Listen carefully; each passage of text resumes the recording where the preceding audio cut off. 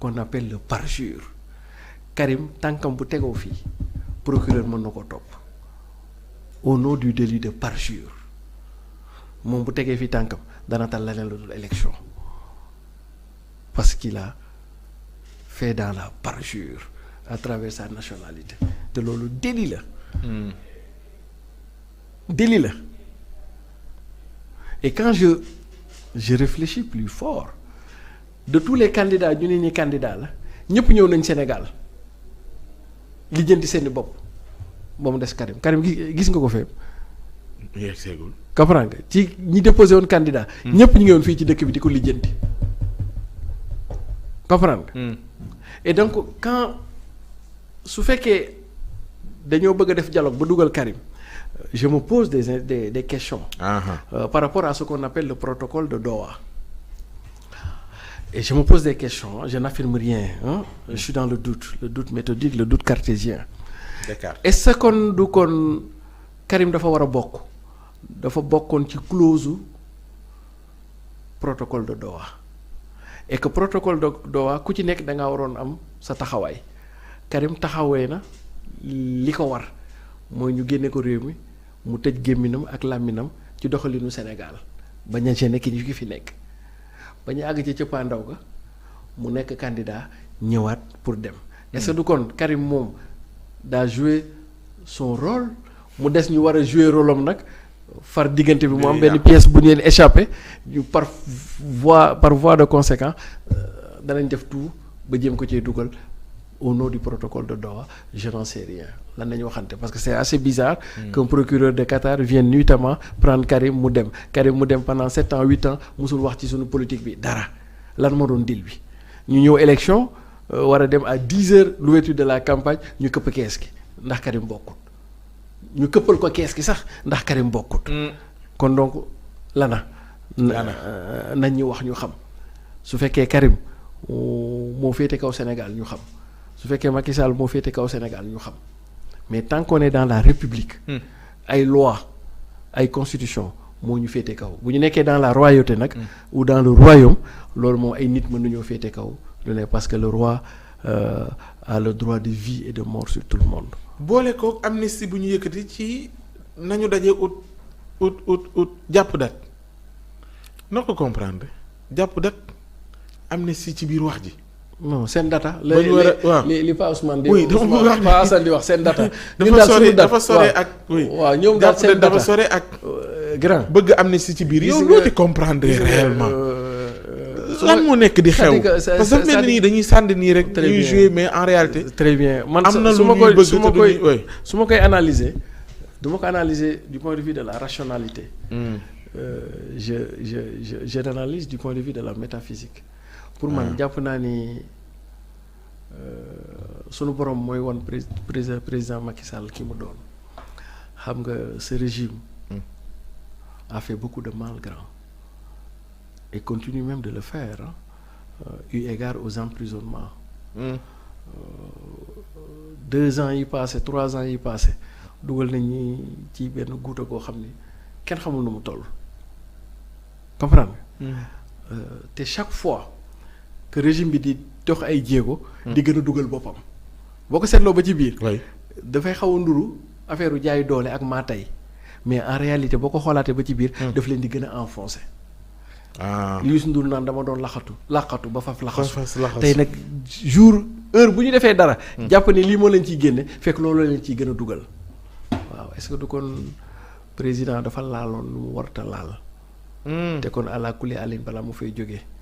àq ñooñee wala àq loolee dana ko gis balaa mu fiy jóge je n'en sais pas man fi mu toll nii lott naa lool ci rationalité parce que lii ñuy def ni amul benn rationalité amul rationalité amul logique amul cohérence amul bon sens comme disait Descartes. et des fois nga cof ci ñoom ñu lay wax naan la ay bu ngeen xamul li ñu xam da ngeen a xamul fu réew mi toll di ngay dégg loolu la koy wax ñoom ñi ko jege da ngay dégg naan ay bu ngeen xamul lu ñu xam xamul leen ça veut dire que tout se passe comme si les mailles du filet de la raison seraient trop grandes pour capturer le gibier qui est ici l'affaire bi ñuy wax nii donc lii xel dootu ko daj logique sax logiqueul tey jii boo jëloon xale sax di ko expliquer lii. danaa la lii logique amul cohérence amul logique amul bon sens.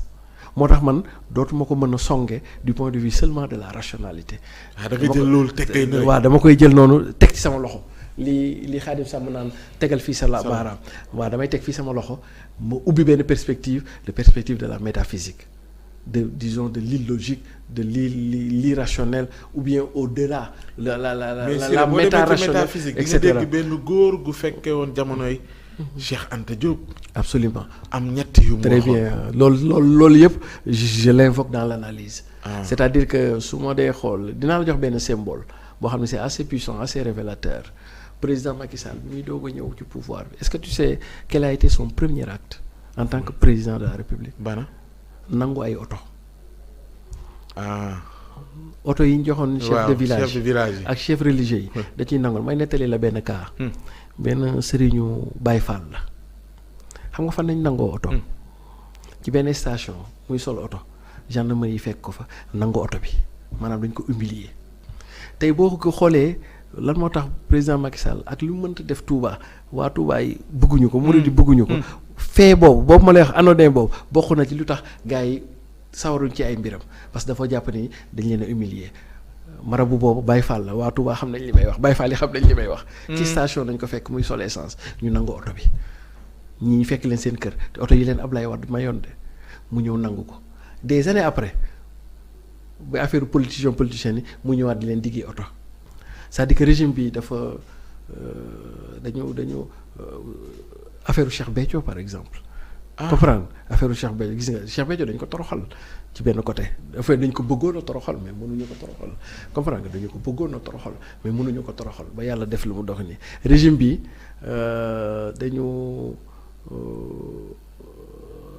dañu tooñ ñu bari grand.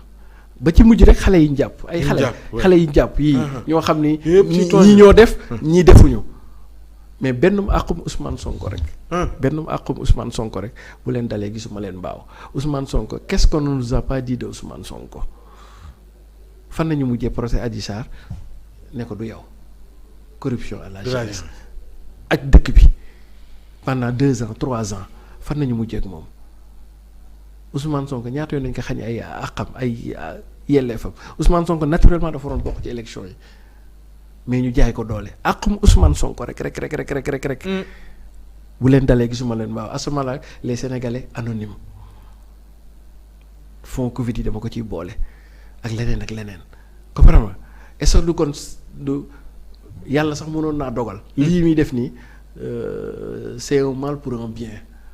que régime bi dañu toroxal askan yi Sénégal et que balaa ñuy dem askanu Sénégal yàlla dina leen révéler au grand jour.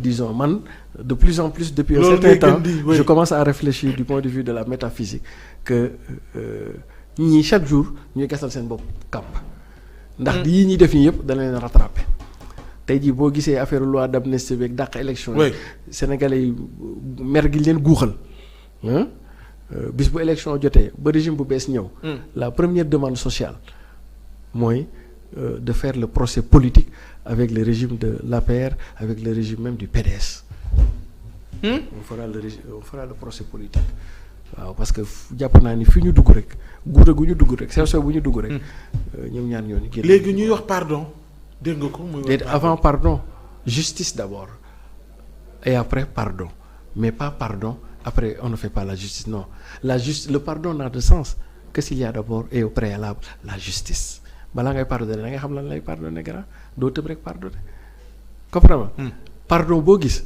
li ko suuqat di ko lal ko mooy justice comme ñoom dañoo jàppoon Ousmane Sonko ak yi ñoñam jiiñ leen ay affaire ba du procédure nañ dem ba cëppaandaw ga et d'ailleurs topp ko ba juger ko bu ñu ko juger nag ba pare en ce moment là bu ñuy wax pardon ay réconciliation et cetera mën nañ ko def mais fi mu toll nii doo mën a engager lii ba pare bëgg a engager lee te ñaari voix la yu bokkut doo mën di tëgg wax fii justice di wax fii pardon da nga ciy jël benn voix te ñoom jël nañ voix justice bi nañu àggaleeg voix justice en tout cas de ce que j'en sais Ousmane Sonko n'est demandeur de rien du tout seen amnistie bi Ousmane Sonko yabalul nit pour mu dem négocier quoi que ce soit parce que sa personne l'importe peu c'est le projet qui l'importe et le sort des Sénégalais. Diomaye ñaanul liberté provisoire. Diomaye di ñoom ñoo defi pexe ba dugal ko foofu. dañuy def pexe ba génne ko. Diomaye tout comme Ousmane lépp lu ñuy wax mooy nañu tëgg élection yi avant le 2 kii gagné jël lenge ñu def passation de suivre loolu la waa Pastef wax loolu la góorgóorlu yi wax loolu la démocrate yi wax moom la patriote yëpp wax Sénégal li ñu bëgg leneen loo ñu fi indi rek diversion la date bi bii la pour que le 2 au plus tard président Macky Sall mën a def la passation des pouvoirs ñi conseil constitutionnel validé ñu sëgg ci géew bi bëri. li nga wax dana wuti mu ngi déroulé amnistie bi moom neex naqari dana dem. waaw mais te ñañu am fële ca assemblée nationale Olof Ndiaye nee na la. dinañ ko doxal. lu loxo moom mu ngi ci logique am waaw mu ngi ci agenda am waaw malgré le fait que gars yi wuyuñ ko moom taxul. waaw xam nga mu dellu ginnaaw benn yoon moom ak i ñoñom. waaw xam nga dañ naan lu loxo def loxo mën na koo dindi. amnistie bi sax bokk na ci éléments yi leen di gën a dugal mooy loolu lay wax si c'est-à-dire que chaque jour ñu def benn acte defe ne acte bi dafa leen di sauver fekk acte bi dafa leen di enfoncer en fait comprendre parce que amnistie bi bu ñu ko defee. def ci la leen neex bu nguur gi di ñëwaat première chose yi muy def mooy mu régler affaire amnistie bi te su boobaa day jëlandoo lépp sax defe na ko d'une pierre deux coups maanaam dañuy tëgg benn référendum. ci biir référendum bi danañ ci régler affaire constitution bi sax danañ ko régler les réformes institutionnelles dañ koy régler les conclusions des assises nationales danañ ko ci régler les conclusions CNRI danañ ko ci régler affaire amnistie bii nii dañu bul fàtte président Macky Sall bi muy def référendum il y avait 16 points danañ def points yëpp dugal ko comme ça d'une pierre d'un coup on règle tout et on aura un prétexte xam nga tey jii bu dul rien que majeure partie sénégalais yi affaire amnistie bi sax dana tax ne ñun tëggalee li ñu référendum. Vous comprenez donc le point qui sera le plus attrayant le plus saisissant de référendum boo xam ne mën nañu ko jox ëllëg ce sera la question de kii bi xam nga Macky Sall ba muy def référendum bi le point le plus saillant c'était mandat durée nombre affaire yu demee noonu yi ci des yëpp bee ma doon actualité mais bii bu ñuy defaraat référendum point actualité fort bi li tax nit ñi di voté ci référendum bi mooy ñu revenir at ci loi d'amnistie bi ñëpp ñoo xam ne am nañ fi ay rapport te war a rendre des comptes ñu dem rendre ay comptes ñëpp ci seen dossier nekk ci justice ñu vidé ko ñëpp ci seen dossier nekk ci conc ñu teggi conc yi jàllale ko waaw askan bi moom gëm naa ne ku leen tegal référendum loolu seen 1000 milliards Covid yi danañ ko voté pour ñu génne ko quoi et donc ñoom xam nga mel na ni daal président Macky Sall daal ci xare bi rek lu mu jiiñ xeeb ko kon boog nañ ko bàyyi ak tama ji rek muy jiin rek. noo yaakaar ne noonu lay dundee noonu lay apprécier noonu lay toppee actualité yi ci réew mi. jamono ji tama nga ca Cap Manuel. waaw kan. Ousmane Sonko. non mais serein parce que xam nga lu daal parce que bu fekkoon Ousmane boppam moo ko tax a jóg boobu day am problème. comprendre nga mais moom c'est un projet moo ko tax a jóg.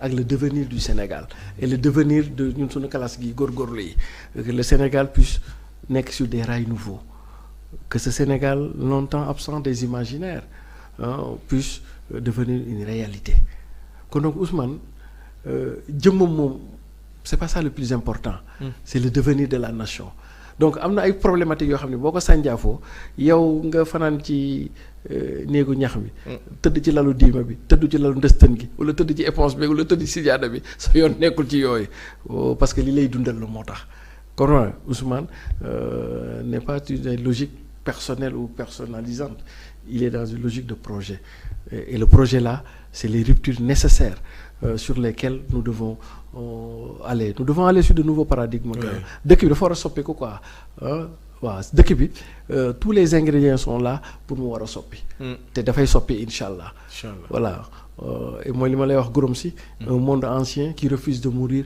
mais forcément va mourir et un monde nouveau qui se lève sur le Sénégal incarné par Ousmane Sonko incarné par le projet PASTEF où nous allons partir sur de nouveaux paradigmes yoo xam ni ñaar rek a koy tënk jub ak jubal ak bëgg sa réew bëgg sénégalais yi bëgg sa askan yërëm sa askan voilà les piliers de fondement de la nouvelle république du Sénégal nouveau tey jii su ma doon théoriser le projet voilà ces 2 piliers sur lesquels on pourrait construire maintenant des étages et des étages. D'accord. Avoir désormais et dorénavant au Sénégal ay dirigeants yu jub tey jubal ak ay dirigeants yu yërëm seen askan. On va même préférer carence boo mën a am sur le plan intellectuel. Mais dès lors que nga jub ngay jubal yërëm sa askan loolu da koy ñëw compléter. kon donc il nous faudrait changer les paradigmes ñii jub tey jubal te yërëm